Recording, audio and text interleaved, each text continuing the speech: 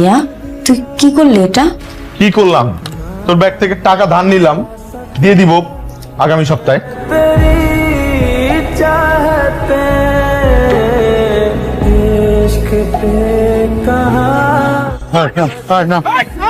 বাবা বাবা আমার লাগাইছে দিও বাবা। বাবা তোদের টাকা দিয়ে যাও বাবা, লাগাইছে দিয়ে যাও বাবা। বাবা আমার লাগাইছে টাকা দিয়ে যাও বাবা। বাবা বাবা আমার তো সব শেষ হয়ে গেল রে বাবা, আমি কি করবো এখন বাবা? কয়েক বছরের মালের টাকা আর জোগাড় করতে বলো মামা।